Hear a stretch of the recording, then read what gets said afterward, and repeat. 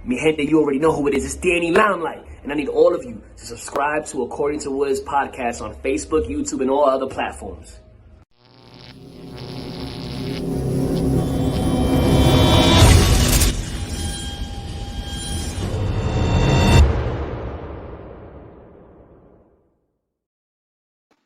What's good, party people? This is According to Woods, and I have the honor and privilege of talking to my friend. She is a co-host of the BJJ Goons Podcast. She is an advocate for Terere Kids Project, as well as the founder of Favella Jiu Jitsu. She's the one, the only, Nico Ball. Nico, what's going on? Hey, what's up, everybody? Thank you so much for having me here on the podcast. You know, it's great to be a guest on somebody else's show. I'm doing great here in DC. How are things with you? I'm in California, and I haven't left my house in months. Now, that isn't the take that most Californians do or whatever.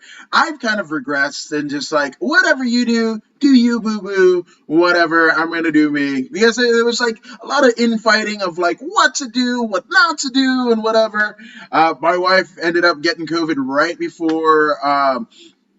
before Thanksgiving, so she was already she was already pretty concerned about this. She hadn't left the house since March, and then she goes out for what was supposed to be a working remote job that had a task of her that she had to go outside, and the one time in literally 6 months that she went out, she got COVID. So, oh my goodness, I can't believe it. See, like I'm of the same kind of thing. Like I'm pretty quarantined, and people think I'm out and about. And somebody just asked me if I wanted to compete at a Fuji tournament, like of all things. And I was like, hell no! Like global pandemic, the numbers are spiking, so people think I'm out. But like that, what happened to your wife terrifies me. You know, so one time. like that's it, you know, it's one time, and thankfully, you know, she caught it. We did it was weird because we were kind of mourning like what we were going to be kind of tasked with. Like, we have a daughter and older son that live away from us, so we were just like, oh my gosh, we're not going to see family and whatever. And come Thanksgiving, the two younger sons, my wife and I, were all in separate parts of the house, so we couldn't even be together. So it just kind of made us realize, like, what are we kind of like? What did they say? The Blossom theme song? Stop all your fussing. So that's what we went with. Wow, that's crazy. I couldn't even imagine. Yeah, it's crazy, but again, and we're kind of talking off air, and most people are like, oh, how are you doing like 8 podcasts a day? Because I'm home, and there's probably going to be a point where I'm not going to be home, right? So I just want to get as many, like, I think a lot of people are faced with their mortality, and whether that be financial mortality, occupational mortality, all of it, right? Your health-wise, we have been faced as a kind of a global kind of community in ways that maybe we weren't looking at before or taking seriously before. And it's just like, it's all coming to a head like right now while everybody's at home. That's definitely been the case. I mean, especially since I live in DC. So not only have we had to deal with like coronavirus, police violence. You're not wrong. Black Lives Matter, insurrectionists. I live on Capitol Hill. I live like 0.9 miles away from, and I live right off of Pennsylvania Avenue, like the street that Trump told everybody to march down. So it's like, it's definitely been an interesting year for me, especially being in the city, especially as somebody that, like, I think October and November last year, every single weekend I was in a different city, like whether it be in the US or Portugal or Brazil. Like, I've never been in DC or in any one place for so long. Yeah. Oh my gosh. So as somebody that is so close What is it like now? Because, like, again, there is some distrust of media, which is why I never say, like, hey, I'm a media person, because, like, it's almost a scarlet letter, but I'm like interviewer podcaster, right? So, away from like what we're being told, you're there. Like, what are you seeing when you look outside your window, or when you go and get the Uber Eats? What's going on? Like, after all of this. I mean, I would say in one sense, it's like I've always worked with at-risk youth. So even before I went to Brazil and I was like working in the favelas, like I've always worked with like inner city kids and in jails and things like that. So if you ask like anybody from DC, like what's changed really, they're going to tell you nothing. People have been dying, people have been being murdered. Our murder rates in DC are higher this year, despite the pandemic. In 2021, it's only February than they were last year already. So, for the kids and the community that politicians always talk about, it's always been like this. The only difference is that we're outright seeing the injustice of people that storm the Capitol that have 3 federal charges. And you read in the news, if convicted of 3 federal charges, they're serving up to a year in prison. And I have students facing up to 5 years for intent to distribute, up to 5 years. And if you look at the news of like the mayor in DC talking about ending gun violence and helping things, and then somebody was showing me like the articles on traffic tickets and how much money they've gotten off of a traffic stop that will give you a ticket. Even though you stop at the stop sign, you have to stop for 10 seconds or you'll get a ticket, and like the thousands of dollars they've got off that. So to us, justice is a joke. Like, that's why I do what I do. Like, I used to be a political science major. I gave all that shit up and I work for Terere Kids Project. I do what I want to do with the people I want to do, and know that like I don't answer to anybody, because politics and red tape and all of that, so that's why it's crazy. No, I mean, bureaucratic red tape. I mean, I took one poli-sci class in, I think it was like Northern California, right? So like, and we learned about gerrymandering right around the time. I think it was like some like national politician from San Francisco, ended up, essentially having one of his interns that might have been his mistress disappear and whatever. So they just gerrymander the fuck out of it and just like whatever. And I was just like, oh, this is fucked. Like, like it's rigged. It's the George Carlin bit. Like, oh, it's a big fucking club and you're not invited. So I'm like, whatever. Yeah, that's exactly how it is. And I think like everything that's happened this year in DC has just kind of brought that to more international attention. Like, now it's very clear. You can't deny it. Like, yeah, can't. I mean, I want to say can't stop, won't stop. That's usually a positive comment, but it's like, oh, fuck. It's very true. It's very true. And I think like, I guess the only like, on a positive note, like you do see people coming together in the community, like with everything that's happened, like in the last year. I gotta say, like 2000 has probably been the most successful, or I can't say successful. Like, we probably got the most money in donations because we were doing emergency salaries, but like I've had the most help and the most collaboration and the most people come together to rally around the cause because of like, the pandemic and everything. But, I've seen the community, they have not failed to show up to me and like, for me or for us, that is one positive thing.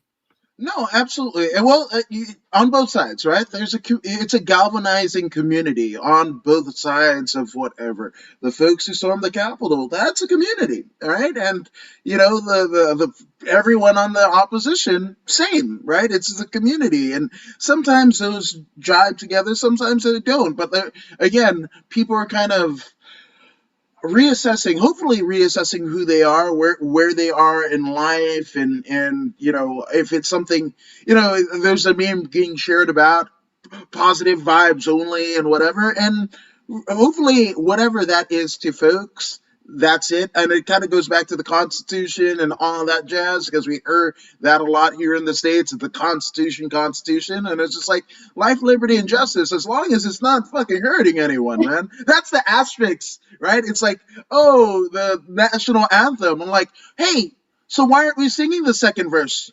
You want to go? Let's do that, right? No? Okay. People don't know. They don't realize that kind of stuff, you know?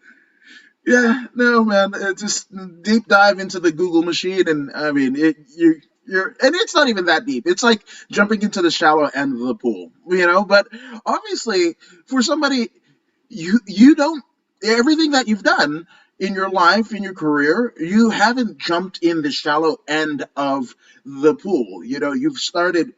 I mean, you're an advocate for one nonprofit. You started another. You are traveling around the world with your quest to be a great jiu-jitsu practitioner, right? So none of these things, out of all of the three, like none of them are easy endeavors. So where did it all begin with you? Like where, I mean, I guess I started martial arts back in 2006. Yeah, because it was like about the same time that I graduated from high school and my first semester in college. And I wanted to do kickboxing. So like I came from like more of a kickboxing background, but they did MMA as well, or at least no-gi. So I remember like my first class, I thought it was going to be a Muay Thai class. It was in like some old church and they had mats and they were rolling around on the ground. And I was just like, all right, when are they going to pick up these mats? So like we can do kickboxing. So I started back in 2006, 2006 in Virginia with a team called Aikido. And I trained for years until I went to Brazil in about 2014. So from 2006 to 2014, I was just kind of training because I wanted to go pro in MMA. I went to college. I got my undergraduate degree in Spanish with a minor in business. I was fighting this whole time. And then I went to get my master's degree in educational psychology. And then I started working full time as a teacher in DC. So it was like around that point that I just kind of burnt out. And I was like, you know, I've spent more money on martial arts than higher education because I managed to get through most of my education without incurring student loans. And I was like, my jiu-jitsu still sucks. Because we only train no-gi, and like being the smallest person on the team and like the only female and like training with people that come from like a Hickson lineage, it's like I need that technique. Like I need to know how to finesse, and like I really needed to train in the gi to really learn the fundamentals. So I was like a Spanish teacher, and like I'm really good at learning languages. Like I consider myself like a language acquisition expert at this point. I speak 3.5 languages, and I teach languages to teach others how to learn languages. So I was just like, you know, I'll move to Brazil. You know, I can make it for like 3 months. Like I'm a teacher, I can always come back and get a job. So I moved down, and my goal was to like spend 3 months doing nothing but jiu-jitsu and in a gi. And then after that, I wanted to go to Novo União because I had, I don't even know how I found out about it, but like my goal was to train with Claudia Gadelha, who's now in the UFC. At the time, she was in Invicta. So my goal was to go to Novo União and train jiu-jitsu anywhere because I didn't know anything. I was a white belt at the time. So I ended up training at Gordo Jiu-Jitsu, at Connection Rio. I would train like 3 times a day. That's also how I learned Portuguese. I didn't speak any Portuguese before I moved to Brazil. Like I would study and to try to learn languages. Like, and it's a lot easier now because like everything is bilingual on Netflix. Like I would just watch things over and over again in Portuguese. If anybody's trying to learn, there's a really great movie called Elite Squad or Tropa de Elite. It's about like Rio's favelas and the military police. I think it's also a great movie to kind of explain how the political things go on down there and why I do what I do in the favela. Because when they go in on these government raids with tanks and stuff, like they're not exaggerating even slightly. When they talk about going into favelas to kill drug dealers so that the Pope can go into the favela, they're not exaggerating even slightly. They do that kind of stuff. Yeah, I just used to watch that movie over and over again when I go to sleep, but I spoke no Portuguese when I went to Brazil. So that might be a common misconception. I knew nothing. And I just learned it trying to do jujitsu. Like at Gordo Jiu-Jitsu, that morning and the evening class were kind of the same thing, and it's a lot of repetition, and that's the kind of stuff you need when you're learning not just jujitsu, but anything. So it took me about like 3 months to actually master Portuguese, and in that time there was a guy named Andrew Morris Moss. I gotta shout him out. He came to Brazil to also stay for 6 months, but he came exclusively to train with Terere.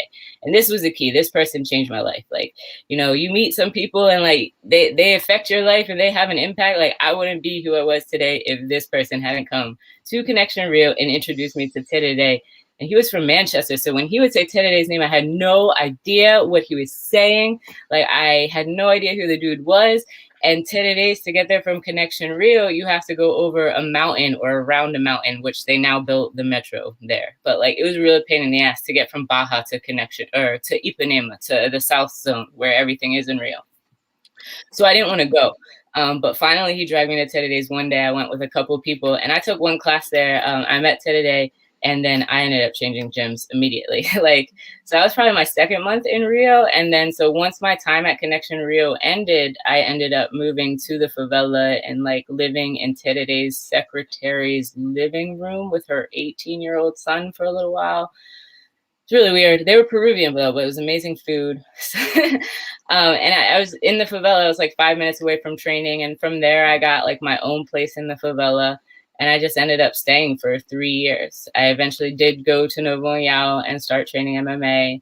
I met Claudia, like we're good friends now. I moved down to Curitiba as well to train at PRVT with Jessica Andrade and Johnny Walker.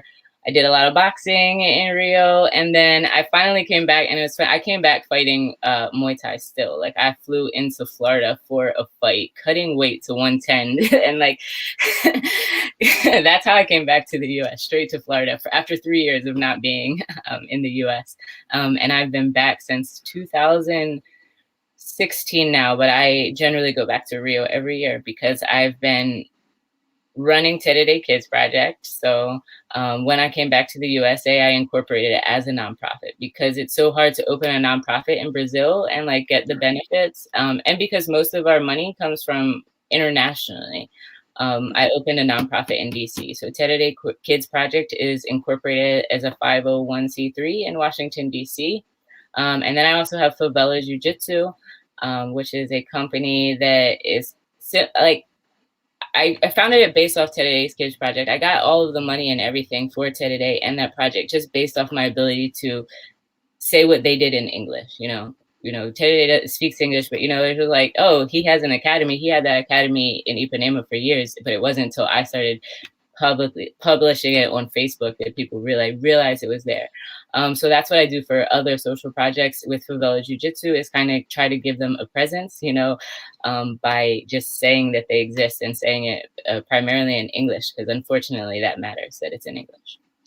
No, it does. It is, which is a weird kind of, you could be big in other places, right? But like, even you look at it just like bands, right? Like bands from England. And I was just reading about a supergroup that only played like literally 5 shows, 1 in Tokyo and then 4 in Hawaii, that comprise of John Entwistle from The Who, Joe Walsh from the Eagles, a lot of notables, but the lead singer was somebody that was, had a hit in Canada, but not readily known here in the States. And it's just like how that meant so much, right? So in any project, to make it in the States, it's a big, big deal. It really is, and like, because even Flow Grappling, you think about it, all of like the major media, especially for an athlete, one thing that really helped with Favela Jiu Jitsu, or one thing that really inspired Favela Jiu Jitsu, was Gabriel Pasania, who's the current like queen of everything. Like when she was a blue belt, I remember working for Flow Grappling and being at Europeans, and her coach, Marcio de Dios, who's like he's a short dude, and he's really loud. He's like a pastor. He's very enthusiastic, and they always hate the cold. So he'd be like super bundled up, and he would come chasing after me. He was chasing after me, trying to tell me about this girl that nobody would write about, and they wouldn't. Like even I wrote about it that year, and Flow wouldn't publish it. Jiu Jitsu wouldn't publish it. Like they didn't care because she couldn't like really represent. But like she was already doing really well by the time she got to Europeans at a blue belt. It's just like she wasn't doing really well in the American circuit of IBJJF. And she wasn't doing interviews in America, so nobody really cared about her. Like she had to do like 3 times the work of anybody that had been in America, and especially somebody that was a man. Oh my gosh, that's weird, and it's something that we take for granted. If we are born here in the States, as crazy as it is, especially folks of color. I mean, my mom is from Fiji, right? She came speaking English the way that people in England do, and was accosted. So, her kind of deal was like she married my dad, who's an American, had 2 kids, and she was just like, she wanted us to speak just like the Americans do. So I watched like Chandler from Friends to kind of figure it out, because like I still kind of have a tinge of accent, just a tinge of a British comment of accent, but that's just being around my mom, but she had none of it. She would just like, but again, for folks that are coming from around the world, like again, in this particular case where she was doing everything literally around the world, going to Europe, and not getting the press, and you as a journalist, right, are like, oh, this is a deep story with deep history, and somebody that is one to watch. And even some of the most preeminent, jiu-jitsu periodicals and outlets were just like, we're good. Mm-hmm. And I mean, like, and part of the point, like, I realized, like, again, I work for Flow, and not only do I do I'm not an employee, I do contract work, which is another thing that confuses people, because they do contract out content, things for events and stuff. They're slaves to the numbers. They'll look at the numbers. If you're not clicking on articles, if people aren't watching it, like there's a reason that everything on Flow Grappling right now is Gordon Ryan, and it's because a lot of people are clicking on Gordon Ryan, and that, like we were talking about before, like how easy it is to like come up with more podcasts and have more of a presence, but you also need to be able to get the clicks and have people looking, and consumers really need to, be aware of like what they're consuming and the power that they have when they're consuming that. No, 100%.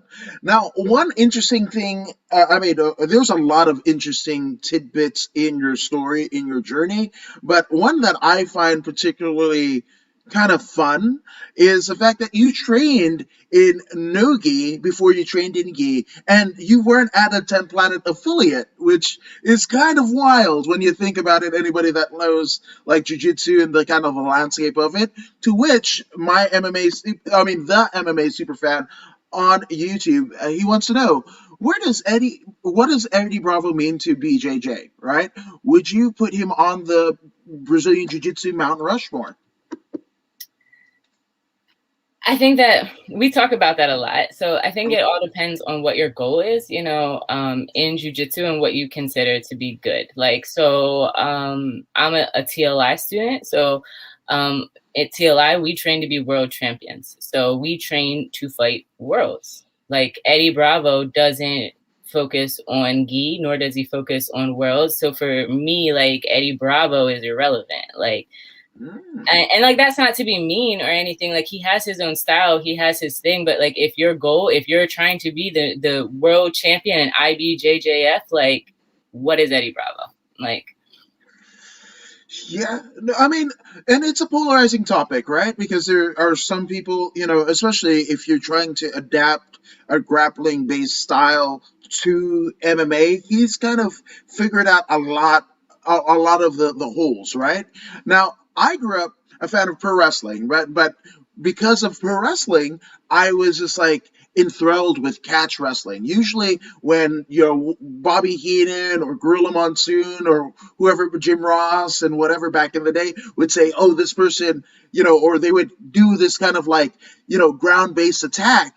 And and they would say catch as catch can, or the chain wrestling, and I was just like, that's the stuff that I like. And I kind of went into like deep dives of Japanese wrestling and pancrase and what have you. So like I'm of the take where to be a grappler, you don't have to necessarily have, BJJ, right? But, it's weird because I think Ben Jones from CSW, who is a student of the great Eric Paulson, when he was on another podcast that I was on, the Gym Crashers, and he came in and we were kind of talking before the show, and he was just like, yeah, because one of the co-hosts said, oh, do you have any students that are going to IBJJF? Now, obviously, this is pre-pandemic and what have you.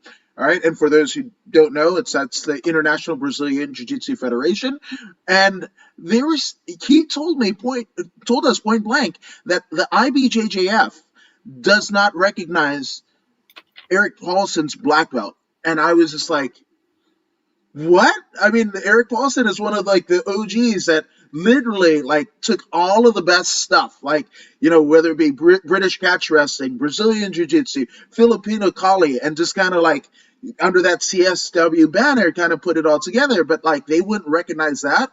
And another name that you mentioned, I'm glad that you mentioned it, is Gordo Jiu Jitsu, because here in the States we just think, oh, Brazilian Jiu Jitsu is the Gracie Jiu Jitsu and are synonymous, almost like MMA and UFC are synonymous with each other. And most people don't know they're separate things, right? So, Gordo Jiu Jitsu, it has a strong lineage, right? With Maeda, and like strong lineage, but most people just kind of like, he gets forgotten. And there's like 7 principal Brazilian Jiu Jitsu practitioners, right, that are notable and have developed systems, winning systems, and are absolutely crucial for the history of jiu-jitsu, but because they're not a Gracie or a Machado, which again, the Machados are married into the Gracie family, so it's kind of one family, it's just like they don't get the love. That's very true. And I like, especially when you think about, like, because I consider Favella Jiu Jitsu to kind of be the antithesis of Gracie Jiu Jitsu, like, especially when you coming off like the line of finances and how like it's gone with like who can afford affiliation fees or fighting for money. But again, it's like Jiu-Jitsu it's like a new sport. It's very young. So like when we talk about IBJJF, there's so many problems with IBJJF, like them not recognizing people's belts. Or like, for example, Terere's cousin has never fought IBJJF and he's a black belt. And for us to register him, it's going to be an expensive headache. Like, but that's what the organization is. So like, and when you're talking about professionalism in the sport, and Master Danis made a good point about this when we were talking about it, it's like, you need a unified rule set. Like, and something that John Danaher has said, and this really spoke to me, and I think about this all the time, is like, you can't have ambiguity in a fight. And like, that's the issue with like naming moves. It's like, you need to know what you're doing. You need to know what it's called. And when I tell you, you need to be able to visualize the same thing, because ambiguity creates hesitation, and hesitation will get you killed in a fight because it takes a second and a centimeter. Like, so like, what I don't like is just people like I don't like learning, like when people complicate, they change it to like, or don't adhere to anything. Like when you just take it and we're like what is electric chair? Like, is 10th Planet doing good things? I don't know, because they call everything their own stuff, and I can't compare it to anything I've ever learned because they have different names, and I don't have time to care about it. Like, because I have 2 companies, 2 jobs, and I work on the BJJ Goons podcast. Like, they've created confusion. So I don't know, like, and I'm training to be a gi world champion, not no gi. So and I'm not doing MMA anymore. So it's like, if I was exploring MMA, like I would explore Eddie Brown, like I would study and I would see if what he had and his coaches could add to like what I needed in my MMA game. But people also need to realize like MMA is mixed martial arts. Like, I've had a Muay Thai coach. I've worked with Taekwondo coaches for a fight. I've had 2 boxing coaches of 2 different very styles that teach 2 different very things. Like, 2 very different things. Like, and what I respect about a lot of martial artists and people like Master Lloyd is that like they seek all the people that know stuff. Like, they don't adhere to anyone's school. They adhere to the people that are getting shit done, and they go ask them. I like it. Now, in terms of your your assessment of 10th Planet. The MMA superfan says hot take. Oh damn, hot take. But that's why in a way, in an era of trying to get things to matter, right? I think to thwart all that, this guy matters. That is Kazushi Sakuraba, the Gracie Hunter, the Gracie Killer. So I'm just, that's our, it's funny because like when I first started doing jiu-jitsu, and this is like years ago, but I was working at a kind of corporate like tech company, and one of the people who worked at like the video division and whatever, he was a blue belt under Matt Baker, who's him and his wife, Matt and Jill, are husband and wife, John Jacques Machado black belts, right? And I remember because I think we were in office or when they did the replays of Metamoris, Josh Barnett versus Dean the Boogeyman Lister. And like we kind of knew what happened, but like to see it happen, I ran through our office, like whatever. And not everybody else, like we were the only two jiu-jitsu heads, right? But like I ran, I was just like, that was the greatest. That's the greatest thing ever for me. For like, again, if you want like, you see, and it's kind of weird where it's kind of segmented into sports because Brazilian Jiu Jitsu, it's its own thing and with its own lineage and everything, right? But if you're looking at grappling, right? Well, you got to include sambo, you got to include catch wrestling, you got to whatever the hell that Davidson Figueiredo does, out in the Amazons of Brazil, that isn't even Jiu Jitsu at all, is not in that lineage. You got to involve all of it. That's why for me, like, again, maybe because I'm a pro wrestling fan, but, medals are cool if you want to be an Olympic. But for me, NAGA, the North American Grappling Association, for me, that's it. Because, again, it's all grappling styles where Khabib Nurmagomedov is a former champion because he just came over and just wrestle-fucked everyone, And sometimes that just happens, And I think like that's the problem. It's like people are always like, well, what's your goal? Like what's wrong with just wanting to do NAGA? What's wrong with just wanting to, not everybody's going to be a black belt world champion. Like that's not for everybody. Like jiu-jitsu is a lot of things to a lot of people. And like, we're quick to judge somebody for being on like their own journey. Like, and it's like, do I care that like the DDS always fights in their sub only time limit? Does it give them advantage? Like, are they good at that? Yeah, like you can respect them for being good at their niche, or you can bitch about them that they only fight in their niche. But it is what it is. And the fact of the matter is that they have families and they're feeding them, and you bitching about them is not feeding yours. Yeah, no, 100%. But now we're on the subject of hot takes. The MMA superfan also chimes in, and I want this from you. Who do you think would win in an open weight MMA fight? Gabby Garcia or Kayla Harrison? I don't know who Kayla Harrison is. Ooh, really? Yeah.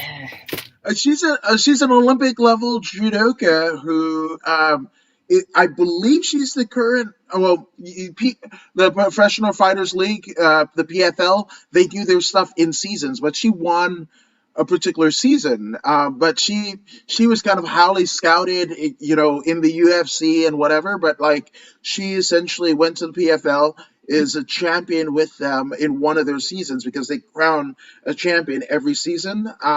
But she also, it was kind of historic because PFL actually allowed her to fight in Invicta. So her last fight was an Invicta fight under the PFL banner. Interesting. And you said, what about her judo? What level was it?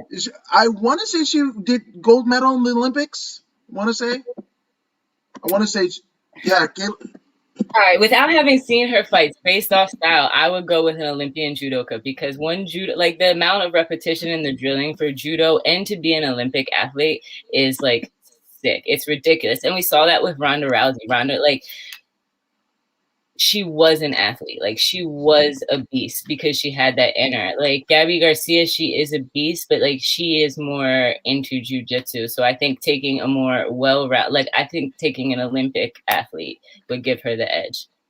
No, Cool. 100%. And just a bit of clarification so I don't get eaten up in the comments. Yes, so Kayla Harrison won the 2010 Judo World Championships, and then she took gold medals at the 2012 as well as the 2016 Olympics. So, and then she's also, in addition to that, the 2011 and 2015 Pan American Games gold medalist. So, two-time gold medalist. Yes, there you go. Yeah, there you go. Two-time gold medalist, and then just judo badass. I would definitely go with the judo. I don't want to say steroids are a thing. Are they testing? I don't want to go there. But I would definitely go with the technical skill of somebody that's done judo that long, that has been in the Olympics and is a little bit more well-rounded. Yeah. I mean, and I would also say the venue matters. The venue matters because it's a different game if you're doing it in Japan or a native casino here in the States. You guys, for those who don't know, there's a reason why most of Fedor's fights in Bellator have happened in native casinos where there's no regulations. Just saying. Mm-hmm. Just saying. And I love Fedor, but I'm just saying, Hey, people don't think about those things. It definitely comes into consideration when you're taking a fight. But yeah. Yeah, I mean, it's subtle nuances. Now, my goodness, there's so much impact with your journey because, I mean, as a blue belt, you were literally traveling the world, right? Or white belt, actually, right? When you began your travels.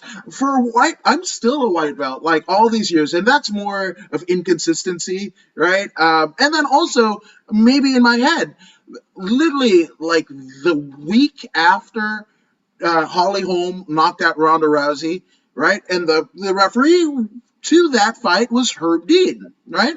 So I think Wednesday of that week, Herb Dean shows up to class because, as he often does, but that was the first time that I had been there in training where he's there ready to roll. And, everybody's grappling, people get rounds with him that kind of know him and whatever, so I'm but I'm he's a gorilla. I'm not having any of that. And he kind of motions to me from across the room, and I'm kind of avoiding eye contact or whatever, and he just, he kind of motions for me. So we go 6-minute round. My tongue is hanging out like a damn, long red necktie and everything like that.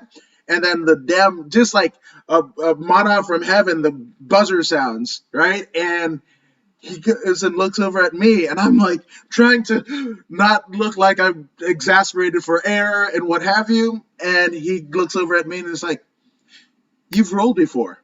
I haven't seen you here, but you've rolled before." And I'm like, that's a Naga title to me. I swear to God, I'm good. I'm good. Hey, get that respect, that recognition, The respect, right? It's never good. It's never good when you finish a roll and they're like, "Oh, you're really strong." Yeah, exactly. That's tune it down a notch. I mean, if The Rock in his persona, and they're it's just him dialed up to 10. Well, yeah, when you "Oh, you're very strong," that means "Oh, you're a gorilla in a Samsonite case, and calm down or you're going to hurt somebody." That's what that is. That's a very nice Brazilian way, politically correct way of saying, calm the fuck down, man. Maybe you should learn some jiu-jitsu and try to use some jiu-jitsu with that strength, it might be nice. Yes, 100%. Now, I mean, for me, it was rough to even go to a different gym, right? There's alliances and just, you want to honor your coach, right? But you went literally across the world as a way to, begin and fortify your quest as this jiu-jitsu practitioner. And very early on, you went to, I mean, if it's Brazilian jiu-jitsu is what you wanted to learn, you essentially went to the motherland. And you went, I mean, Novo Munhao, we're talking Jose Aldo, we're talking, I mean, that's Andre Pederneiras, but I mean, their Brazilian jiu-jitsu team alone is arguably one of the best in the world, right? I mean, it's crazy. It's crazy to do, but you did it. Yeah, I mean, it wasn't, I mean, I guess it wasn't easy. And a lot of people thought I was kind of crazy. And I didn't really internalize that before I went to Brazil because, again, I was a brown belt in kickboxing when I moved to Brazil, right? So, and I was fighting. I'm probably like 7-4.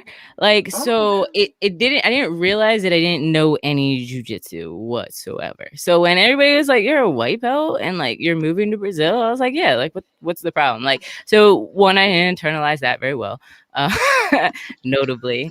But second is just like I knew what I wanted. I wanted to go pro in MMA. Like, so where was the best place? Like, I knew my biggest like weak spot in MMA was the ground, and I wanted to fix it. So it was like only logical. A lot of people say like, and I hear it all the time. A lot of people say they want to do stuff, but they won't like actually make the changes to do them. Like sometimes you just got to jump. Like I only had $2,000. Like I didn't know I was going to be able to live in Brazil for 3 years off $2,000. Like, and I still like, a lot of people tell me that like since I've come back to the US, like I only work part-time. Like I like right now I've have the most money that I've ever had in my life, like because I'm working like extra jobs with COVID. Like so when people tell me that they can't do things, like it just sounds, I don't know, it's like $2,000 I was going for 3 years and I did everything I wanted to do in that time. Including living in the favelas, which again, I mean, that is the name and the heart behind one of the many projects that you're into. But what was that experience like? Because I mean, here, I mean, I live in California, right? So it's a weird one where all of the elite kind of people, they live up in the hills looking down on us simpletons, right? And their words, not mine, and kind of scurrying around, right?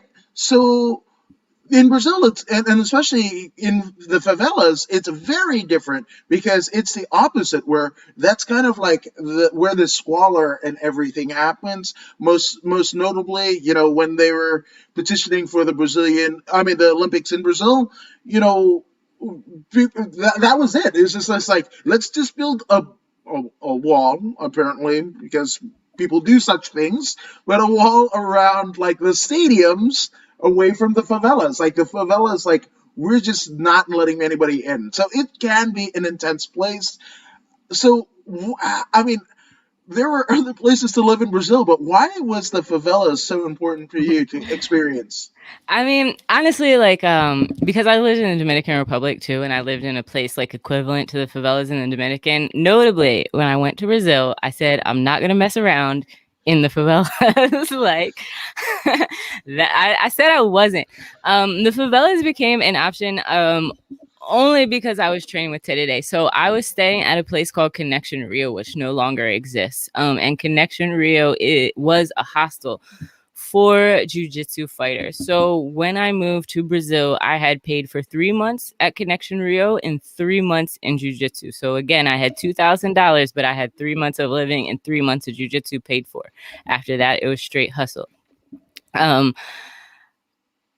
But after that 3 months, like, and I was trying to get to be a sponsored athlete under Connection Rio so I could stay there for 3, but like it was a requirement. You had to be a blue belt. And at some point he was like, I'll let you, if you pay 3 more months, then you can be a sponsored athlete. And I was like, fuck you, you're fucking with my money. Like when you know I need it. And Terere, like, and I was training with Terere. So it was like, I could either stay at Connection Rio, which was a safe place where people spoke English, or Terere had kind of offered me a spot. And like, when I say he offered me, it was like I was living with his secretary at the time, and his secretary was a Peruvian family that lived in the favela, and they had 3 kids. So the mom, the dad, and the 2 sons stayed in one room.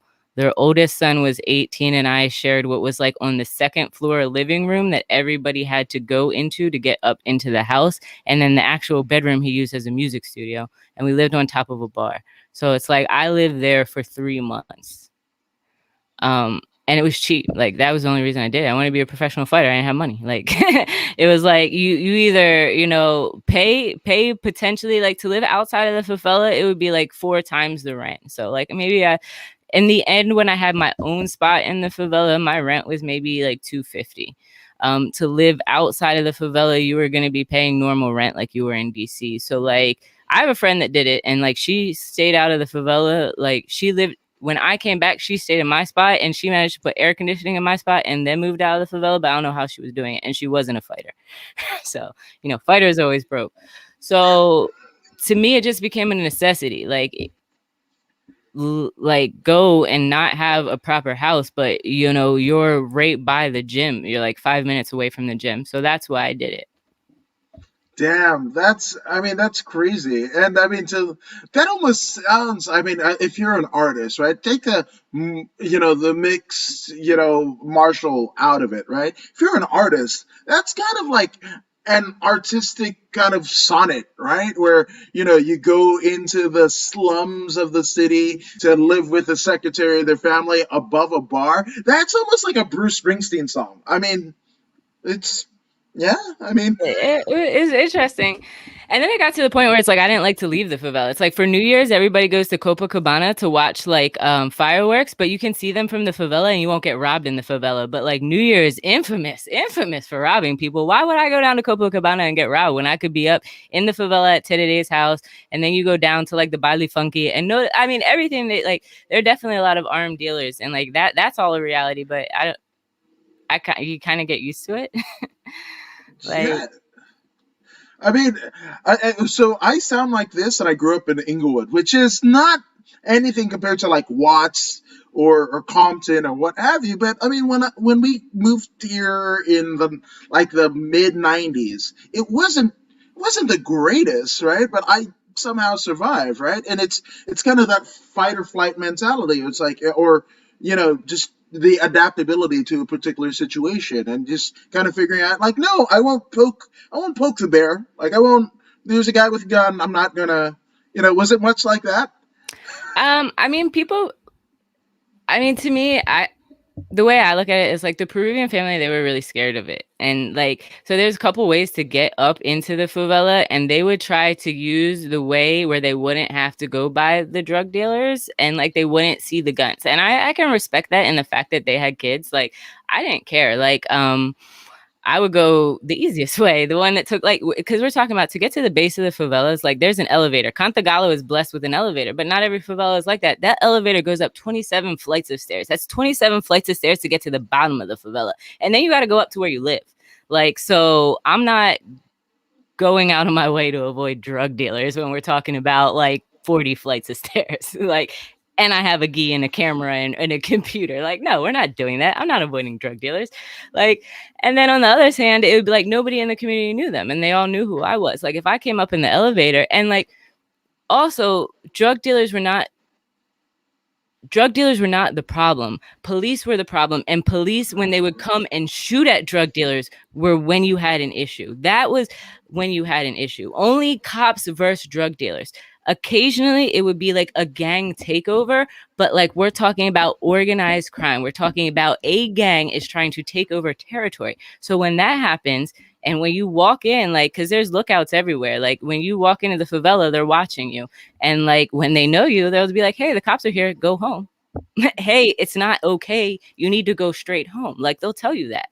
Like, are they going to tell those Peruvians? No, because they don't know who the Peruvians are, So when I got lost one time, I was trying to move. I ran into, like a little 14-year-old. They call him little Chefao. He had like a handmade grenade and a gun. He's like, what are you doing over here? I was like, I'm trying to rent a new place. I wanted to see if it was loud at night, because I'm currently living on top of a bar and it's hell. So I wanted to slide over here at night, and they had the kid walk me down there and then walk me back up to the part of the favela where I knew how to get back to my house. Like, I consider drug dealers in the favela to be like those safety phones at universities. Like, if anything happens, like, where they were, they'll tell you where they are. Like, I'm only concerned, there was one time I went to go get some cake, and I walked by, there was a dancing, there was a couple of people like with like not your normal, and then you can also tell when a lookout, as opposed to like people with guns just like hanging around, the little upper ones, and so they were right there, and then like 10 feet away were like cops, and I was like, I'm in the middle of like, this is dangerous, like, because I guess these guys, like the hood guys, like they're fully aware that those cops are stationed over there, and like you're fully aware that both of you have M16s, but like, I'm gonna get my cake to go. Like, and I did. That's exactly what I did. I watched them, I got my cake, and I went back home like nothing. Damn, that's some bad assery, man. And Nate Wren of Podium Sports says not many people will go through the struggles and challenges fighters go through pursuing their dreams. Fuck, I mean, there couldn't be a more quaint story of like the fucking struggle is real than the one you just told, man. But it was cool, you know. When speaking of cool, Nate Wren says you're pretty damn cool, Nico Ball. Thank you. And I mean, I'm not the only one that has done it. I know, and a lot of people at Terere's like will come and because like people at Terere's project, they love to do that. We have like Noguera loves to like drink and dance samba, and he works his ass off. I don't know how he sleeps and shows up at that project. Like he's taken like, we call him Meow. He was like a purple belt from California. He took him out to like a samba party. I got like a call the next morning and like, have you seen him? He's disappeared. I'm like, nah. He was perfectly fine. Like I wouldn't do that because I wasn't a big drinker and partier. Like some more people, but like they would go out there and be doing crazy stuff. Like the favela really is a community and people really do welcome you. So a lot. It is scary to see like all the people with guns, but like when you know them, and a lot of times like when they're telling you things, it's like, hey, can I have some water? Hey, what time it is? Like I had a black belt because I also rented a place in the favela. Like I had my apartment in the favela, even though I moved out until maybe about 2 years ago. And like there was a black belt from New York that would come, and like he had like a watch, like he traded his watch with like a lookout that was like over there, and just he liked my watch. I traded it. It's like, ah, cool, you know. Damn.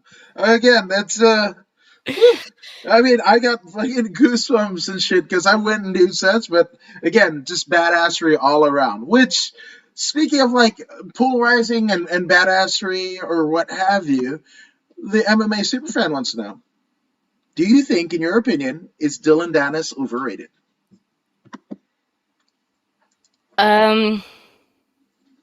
Yeah. Like, I mean.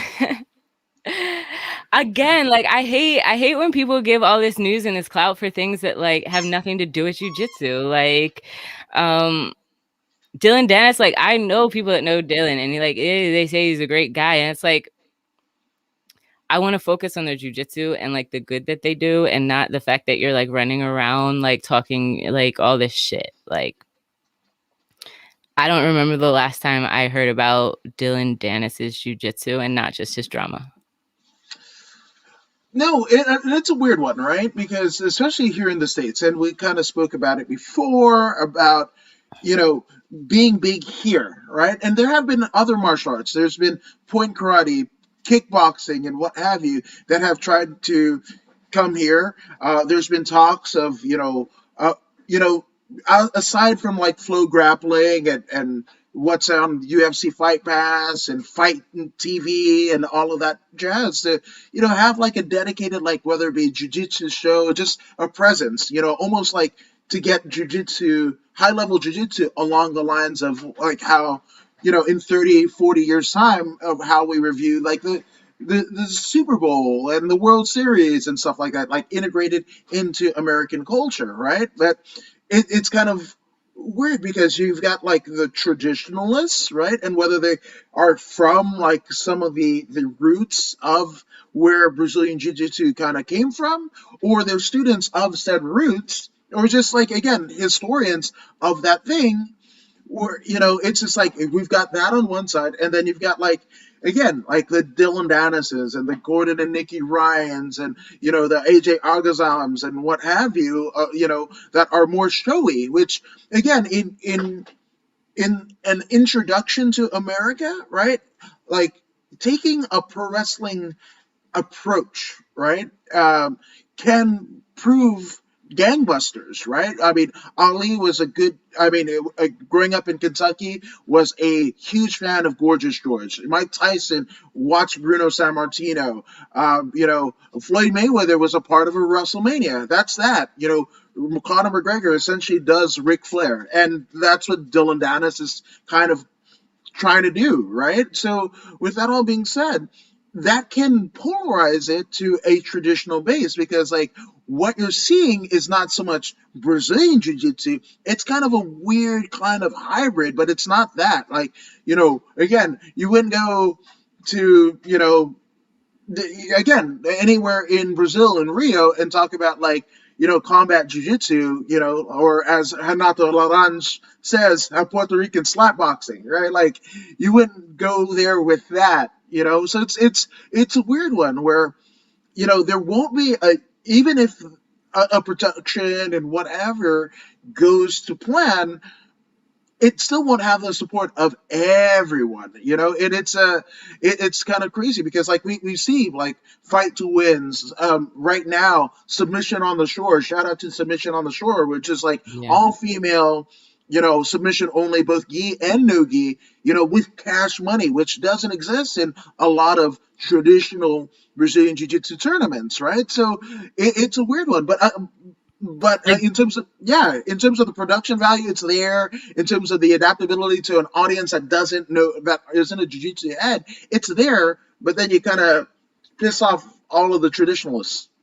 Yeah, I mean, like Dylan Danis has like a unique position in the sport, and I don't know if everybody realizes this, but somebody that hangs out with like a lot of black belt world champions, like, and knows like they realize that shit don't pay or do anything for them and are now trying to figure out what the fuck they're doing with their life. Like, Dylan Danis has a thing, and like he could be helping people, he could be promoting it, he could be like exploring the intricacies of like, having a BJJ coach, like working with somebody like Conor McGregor at a high level, but all you get is drama. Like, so I mean, that's my problem. Like with it, it's like, and again, you got to understand there's a difference between a martial artist and a fighter. And I am a martial artist, and I will only respect the martial arts. Like, I don't respect the bravado. Like, I understand, like as somebody that does marketing, and like I understand the SEO. But like when you want to ask about like a person as like a martial artist, and like again, me being who I am, not only do I want to see martial arts, I want to see your contribution to the community. Like. And so, again, Dylan Danis falls really short.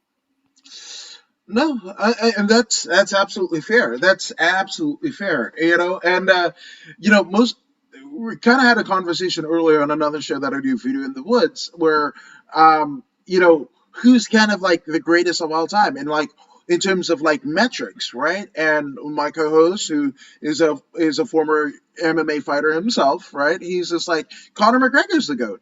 You can have all your rankings all you want.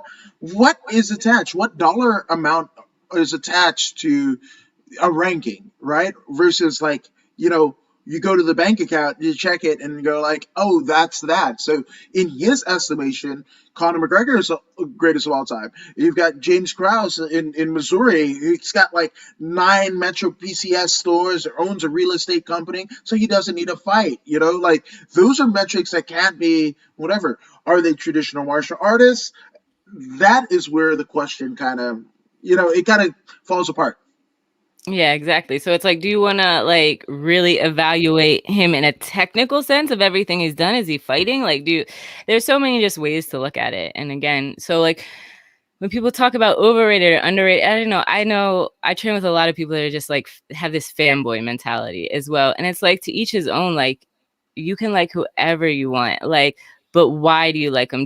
What about them? Do you value their technique? Do you value like, sometimes it's not even their technique. And like Muhammad has told me this, it's just like that hasa, that ability, that heart, like just to go out there and do it. Like, and everybody has a right to like who they like based on what they want. Like what I would like to see when we're grading or judging like people in jiu-jitsu is more based off their technique in a more universal way. Like, I mean, we have to understand some is no-gi, there's different rule sets, but like, are we looking at what they're doing technically in the sport, systematically in the sport? Like, not just one explosive thing. Like, and then we also have to understand and respect that some people are really good fighters, but will never be good teachers or good people. And like, that's just it. Like, they don't have to be good people, and they don't have to be able to teach you. Like, and you just have to let them be them. Like, no, 100%. And speaking of somebody who agrees, martial artist himself, and one of the, if LFA runs without this guy, they don't run. But Brandon Hartson, just thumbs up all around. Thank you. Yeah, no.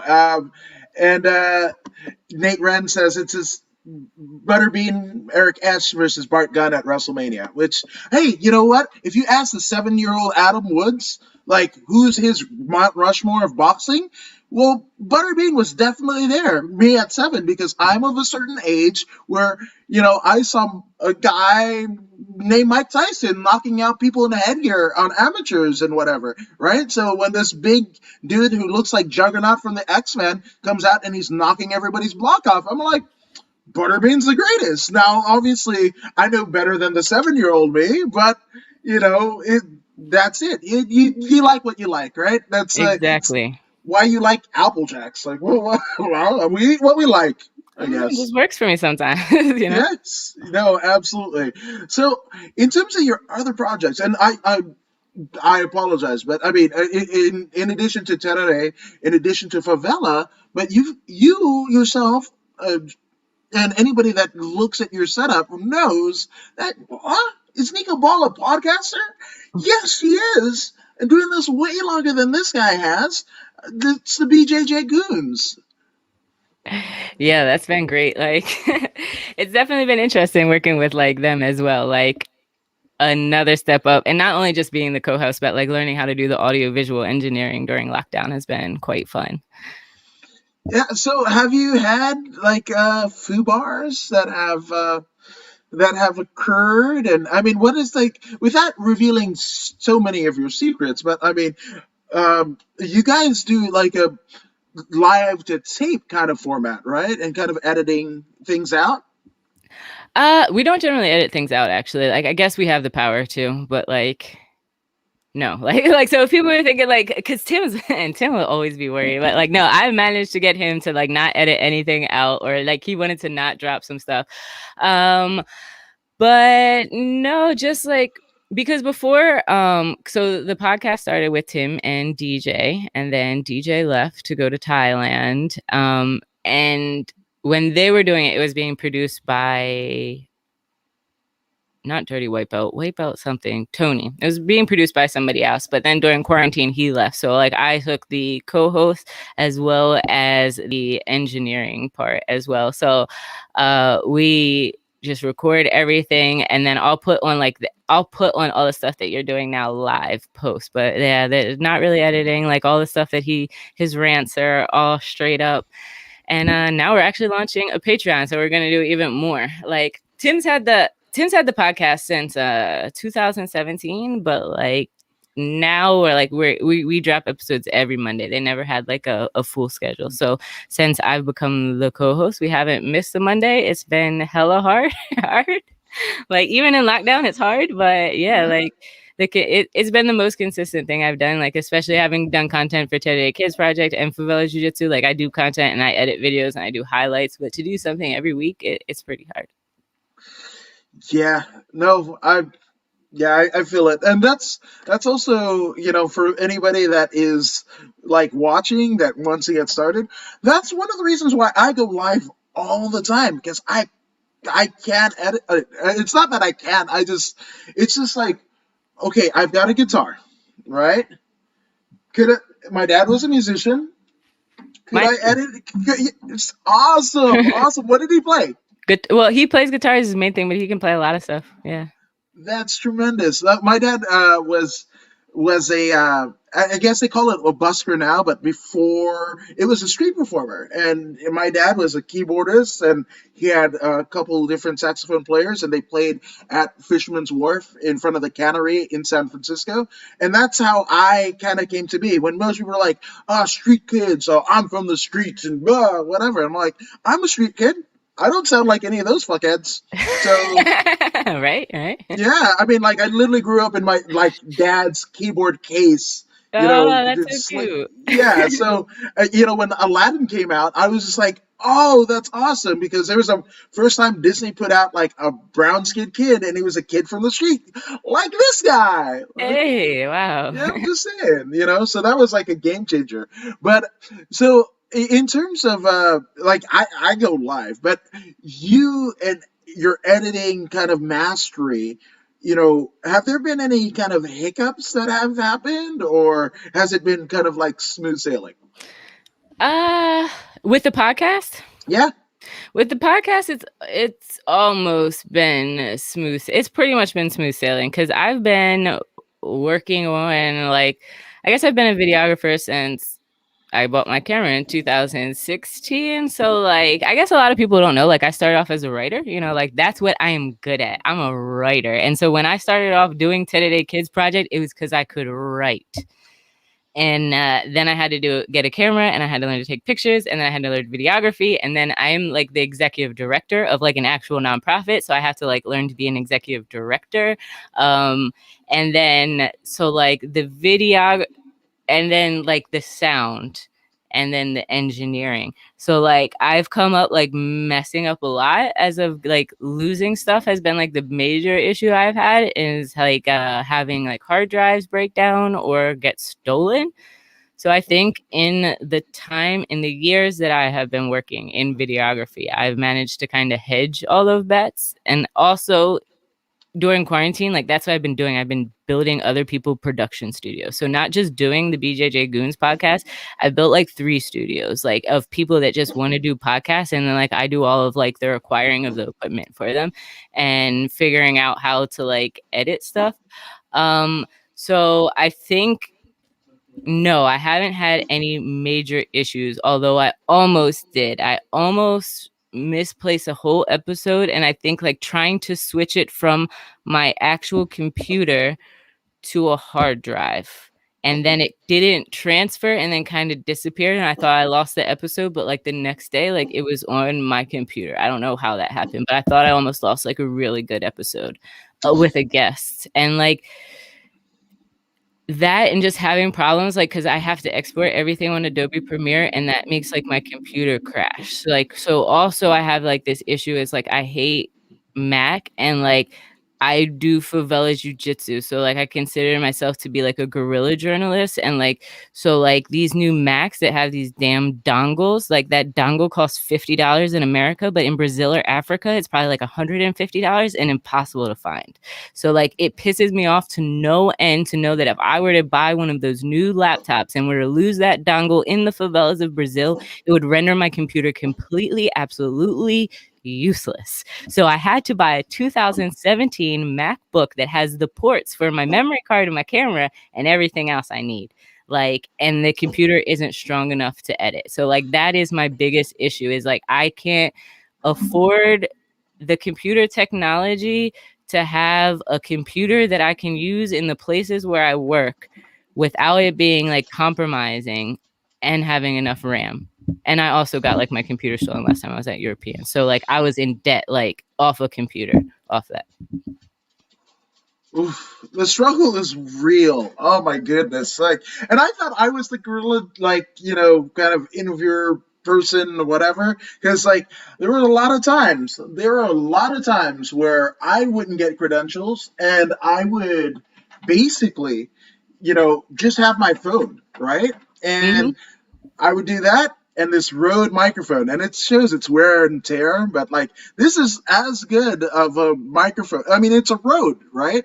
So I just plug it up. There was one, I think, a first Bellator that came to the Forum in Inglewood, which was awesome because like people thought MMA was never going to be a thing when I was growing up, and it became a thing, and the second biggest promotion in the world basically sold out the Forum, right? And I actually had my commencement ceremony right there back in 2003 because that's just where they had it that year, you know, and we're the only class to ever do that. So it was cool to literally come back to where I graduated, a couple blocks away from where I grew up, and to see, yes, of course, it's the place where Showtime built and Magic Johnson and all that, whatever, but that's like my home arena, literally and figuratively. So to see Bellator there, and I didn't get credentials because that's the thing where I'm taking my interviewer hat off and just observing the experience. But I was able to get Devin Brock, who beat, I believe it was he beat a Gracie that night.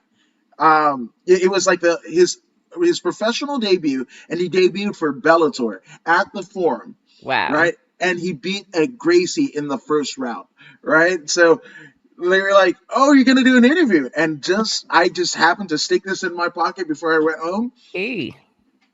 I'm just saying. But I'm not traveling the world like you are. Good Lord.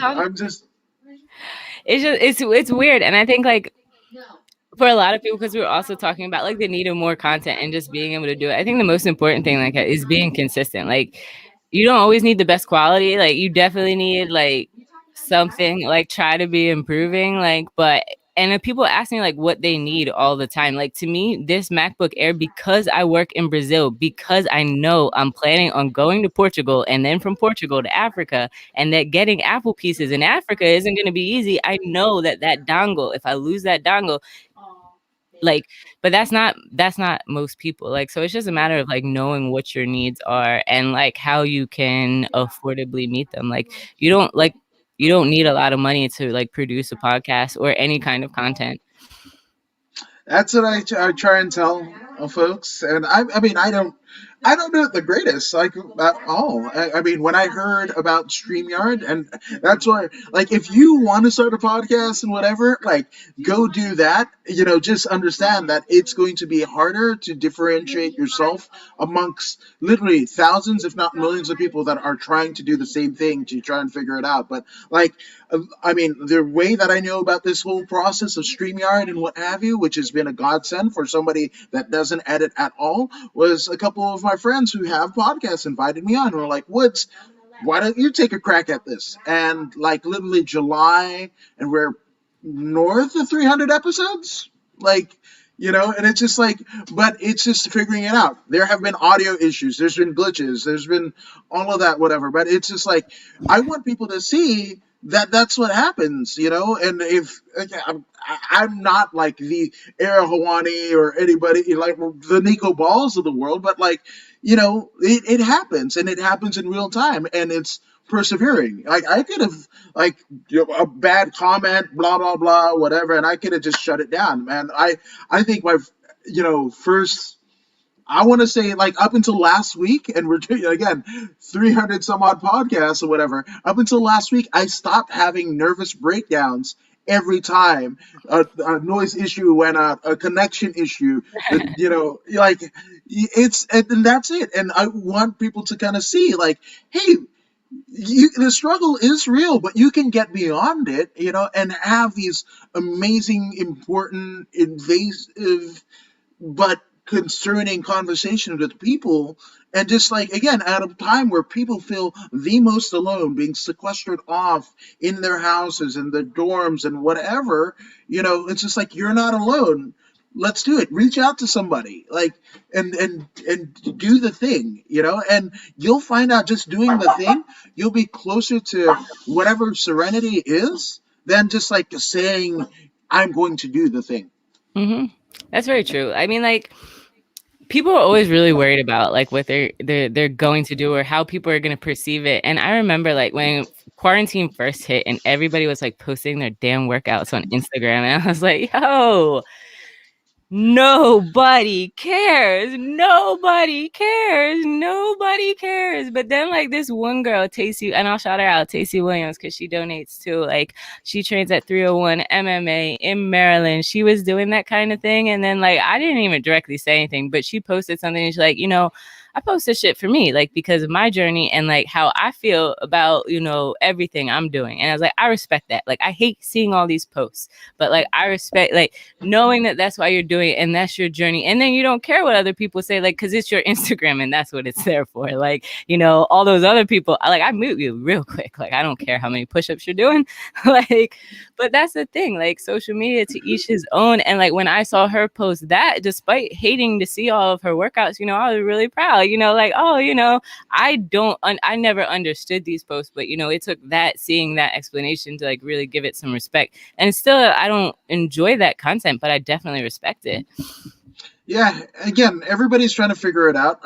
You know, I've seen people literally make, you know, 3 times more with their pre-COVID, you know, net worth, you know, just on like, I mean, Rebecca Mattinson, right? Beans of Nebula on Instagram. She was on the show, and she literally was living out of a teardrop trailer coming from Calgary, Alberta, Canada, to train in San Diego at Atos and whatever. And then now she's of a purple belt, and she has her own like BJJ online school, and again, it's her sole income, and she's doing so much more than what her University of Calgary degree kind of warranted, you know? So it's just like, you never know. We're all kind of figuring it out. It's all weird. It's all strange. It's all whatever. But again, when we were kind of talking off air, is people and entities that establish themselves in this time where, like, again, there isn't a lot of live content, you know, where, you know, the studios, movie studios and TV shows were shut down for the better part of the year. So there's a lot of reruns going on. So if you do this, right, and this is a crucial time where anybody in their studio apartment, you know, can be of the same production value as people and entities that have 3, 4, 80 times more production value, you know, dollars than we do. And it's the same deal. They deal with the connection issues. They deal with the audio issues, the kids running in the background, the dog pulling the wires and everything like that. It's just like, we're going to be okay. Just do it. Just do it. Yep, exactly. Yeah. And don't forget to do sound checks. I always always forget to do a sound check, man. And always screw myself over with that. Yeah, no, it happens. And I mean, even it can sound great. And then the minute that you hit the record or live button, it just all goes to shit. And it's just like, whatever, you know. And that's the cool thing about StreamYard, where like once, you know, I choose to stream to Facebook, YouTube, and Twitch, but like the YouTube version, before it actually get the finished product gets put in its entirety onto YouTube. Like, people who are watching on YouTube now, but like when the final thing gets processed, it's cleaned, you know, as much as possible. They clean up all the audio, all the ticks and shit. So it's awesome. So shout out to StreamYard, because if not for them, this podcast would not happen, you know, because fuck, man, it's a rough one. Oh yeah, because like, that soundboard, man, the sound was the one thing I didn't do. Like, and I was like, oh man, but I think we got it. Yeah, soundboard, connecting cameras, like, there's so, and because everybody's always like, oh, how do you make money in jiu-jitsu? Like, you don't. You make money by learning a skill outside of jiu-jitsu. I did photography and journalism. I paid thousands of dollars to have my website built as a broke person. Like, so I paid for web knowledge. I pay monthly for content, professional content, like almost a minimum salary in Brazil for somebody that has a camera that knows how to edit, like, because nobody knows how to, especially in Brazil. Like, I pay for that. I would pay anybody to be an audio engineer other than me having to do everything for the BJJ Goons podcast. I tried to get somebody to take the classes I was doing. This person was unemployed. This person had their own podcast and they didn't do it. Like, I would have had Tim paying them to do what I have to do for the show. Like, I find a lot of athletes just don't want to learn any skills that will actually produce money. Like, jiu-jitsu doesn't produce money. Like, I mean, even videography, it's hard to like produce money, but like, I charge $50 for a 1-minute highlight clip, like $50, and I won't talk to you for less. Like, like, because everything, like all learning how to do an Adobe, like, first, if I have to bootleg your fights off Flow Grappling, which is, you know, I have to do in real time. Like, there's a lot of skills that people don't actually know. Like, I can think of the athletes that I know that know how to edit their own videos, like, on one hand. And that's a really amazing skill to have, because it goes beyond sports. The person that does it for me in Brazil worked in some kind of production, and now she does BJJ Korea. Like, she edits videos a lot better than I do. I would check her out. But like, who in the sports industry has those skills? Like, who in the sports industry wants to learn a skill other than jiu-jitsu that's going to help them be really good and be able to have a career? Because working at TLI, I see so many people that want to be in the UFC and they quit their jobs and they don't learn to do sales at the gym, and then they don't get into the UFC, and then they need to take like part-time jobs doing groceries or working at bars. Like, I have 2 degrees. I can do whatever I want in a job. Like, I have a part-time job as a teacher. I work 4 hours a day, 4 days a week, and that supplies me. Like, 4 hours a day, Monday through Thursday. I have 3-day weekends because I have a degree, and then I dedicate my time to doing whatever I want. Do I make enough money off that? No, but definitely, like, for the last 6 years, I've been living off that. Like, and now I have a second job, and I've been investing all that money in my second job into my businesses. So like, I'm definitely coming out on top after all of this. I fucking love it. That's the stories we need. That's the stories we need. But again, it takes sacrifice, which, And I'm gonna take all this money and I'm gonna go to Angola and I'm gonna be at GF Team Angola. That's where you'll find me. GF Team Angola, y'all, where it doesn't get cold. Doing jujitsu. wow, Not because I'm a wow. black belt world champion, still a blue belt. I need to go to Brazil and get my purple belt first. Yeah, yeah, no, I love it. I fucking love it. Now, Nate Wren asks, and I'm going to let you answer first, right? The question for the both of you.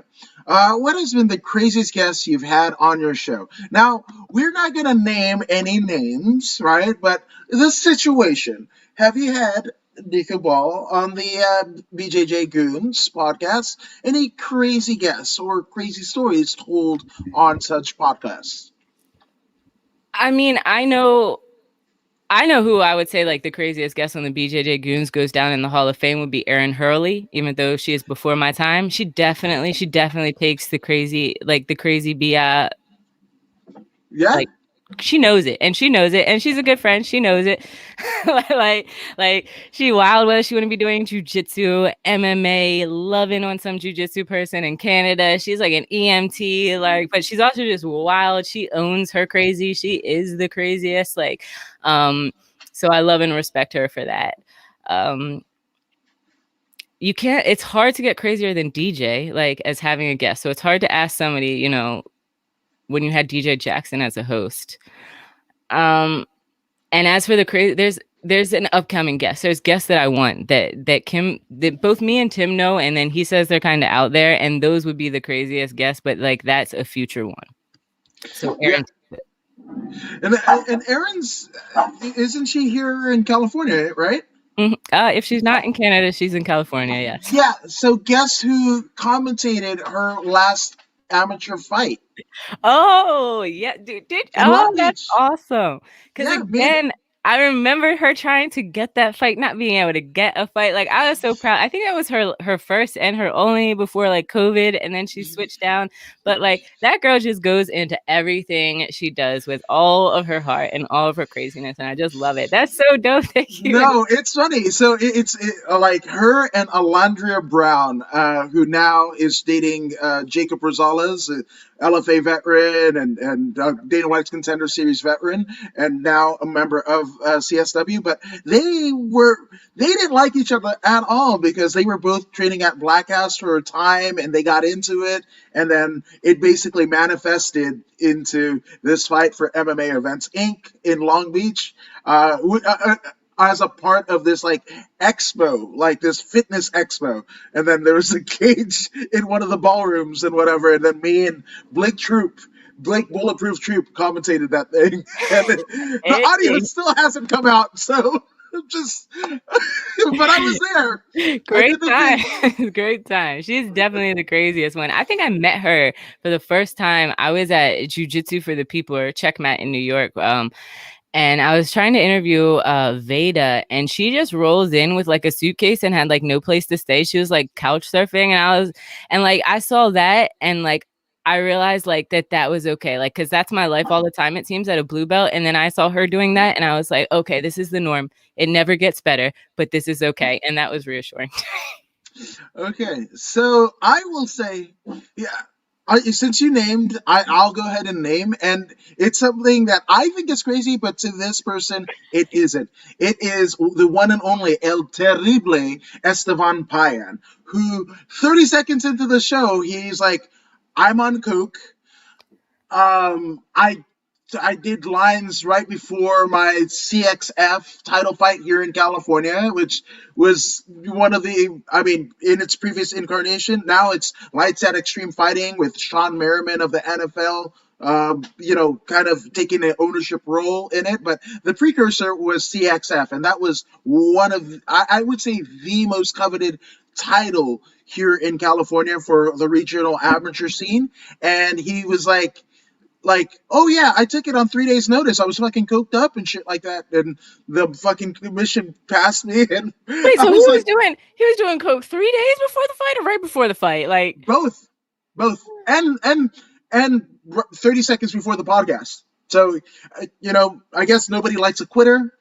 I mean, so I can understand maybe recreationally, but you think he would stop the coke, maybe. He's been in the UFC. He's been in Bellator. He's literally been everywhere. And you look at his record. It's like whatever. And he's like, I was fucking coked out in most of it, and I'm still training. I'm waiting for that call. Huh. Interesting. Yeah. So that's the craziest. That's for me. And again, it's in according to what's archived, so you can hear it in its entirety. The audio is not great. The connection, because he was spinning around. He was literally spinning around in his chair for an entirety of the interview. Definitely got to check that one out. I'll send you the link. It's wild. And he would go on, and I just like I did statutes of limitations. That was only 4 years ago. Is that? Oh fuck! I don't know, man. So that's crazy. That's mine. So it's there. But Nico, you do so much for so many. But there have been a lot of people that have influenced your life and career and journey through jiu-jitsu. So take all the time you need, my sister. Go ahead and shout them all out. All right, so we'll start with who we consider the grandmaster, who would be Mike Hess from Aikido. So he was the one that introduced me to martial arts and to no-gi and to kickboxing and took me under his wing like I was his own daughter. Got to shout out my coach from Aikido, Rob O'Haron. I call him Dottore from the Spartans and later Cranky Pants. Love him. He was the one that flew down to Florida to meet me after being gone for 3 years to coach me for my fight. And he woke me up with NWA, making me do sprints the day of my fight, because that's how we do. He is also the one that taught me how to build and shoot. So he has helped me so much. Going on from there, we'd have to give a shout out to Master Pernina from Gordo BJJ, because he was the first one that took me to a social project. Many people will credit it to Terere, but the first social project I helped out in was at Gordo's, because everybody at Gordo's is actually really big, and I have always been this size. So he took me to beat on the small kids, and that is where I met Eduardo Hockey and his sister Camila Hockey, world champions. They started in that project, and that is all thanks to Pernina. It's also where I learned the bow and arrow choke, especially the variation with the shin behind the neck, which I've been bringing back. Some of you have felt that most recently. You can attribute that to Pernina. Going on for Pernina, it would have to be Terere. Terere changed my life from the day that he asked me why the hell I was trying to pass somebody's guard standing in front. You can't pass somebody's guard from the front. You need to be on the side, FYI. Terere, his cousin Fabricio, has been kind of like my right hand with running the social project, who's always forcing me to evolve as a person. He was driving me crazy this morning with a question that I asked him. But, he helps me be a better executive director every day, and he helps the kids. My new team would be Master Lloyd Irvin. Master Lloyd is amazing. He's helped me out so much in so many ways. He is always there, despite how many people on the teams, to really give that individual attention to people, whether it's him being at UFC fights and still coaching me in between matches because I send him clips and messages from my fights, and he'll always be there. That's an incredible kind of support. And I think we can, hold on, if I miss people, I think I'm the last one. The last shout out would be to High Style, to Ben and Isaac from High Style, that I've been working a lot and just all the time over there with them in 2020. So thank you so much for supporting me and everything I do, and I hope to continue to support you guys. And I think that wraps it up. Hell yes. Hell yes. But for those who want to follow your travels, as well as Terere, as well as Favella Jiu Jitsu, and of course the BJJ Goons Podcast, where can they find all such things on social media? You can find all such things on No New Nico on my Instagram. So I just made a link tree. So if you go to No New Nico, my Instagram profile, you will find all of the links in my link tree. So you'll be able to find the BJJ Goons on any platform. Do not tell me you can't find it on Spotify no more. You could also find Terere Kids Project. Please, if you have $5 a month, we just launched a Patreon, so we could get some monthly contributors. So if you can go to patreon.com/Terere Kids Project, also in the LinkedIn on No New Nico on Instagram. Anybody that can commit to like $5, $10, $20 a month, we use that money to pay salaries, not competitions, but salaries. So in about a month, I'm going to come up with how much salaries we can pay for next year, and it's going to be based on how many Patreon members. So anybody that can go out there and support, it would be greatly appreciated. Hell yes. Well, what is greatly appreciated is this very podcast with you. Thank you for being such a wonderful guest. The MMA Superfan says this has been fantastic. Thanks for letting me be a part of a thrilling conversation. No, thank you, good sir. But Nico, thank you for not just doing the podcast, but like when I was like, hey, you want to do the thing? You're just like, yeah, let's do it. So I appreciate your enthusiasm and the enthusiasm of everything you do. I'm going to be supporting. Everyone else should be supporting. And we can't wait to see what happens with you next. All right. Thank you so much. Yes, absolutely. Absolutely. And again, thank you guys for watching us here on the According to Woods podcast on Facebook, YouTube, and Twitch. But if you haven't already done so, go ahead and like, share, and subscribe to those channels. And Nico, you're subscribed, right? I am. I definitely am. On Yes. 2 YouTube channels. See? Just saying. So be like Nico and go ahead and subscribe, but just don't take our word for it. Here's also pro wrestler Zeta Zhang. Hey, this is Zeta Zhang. Make sure you subscribe to According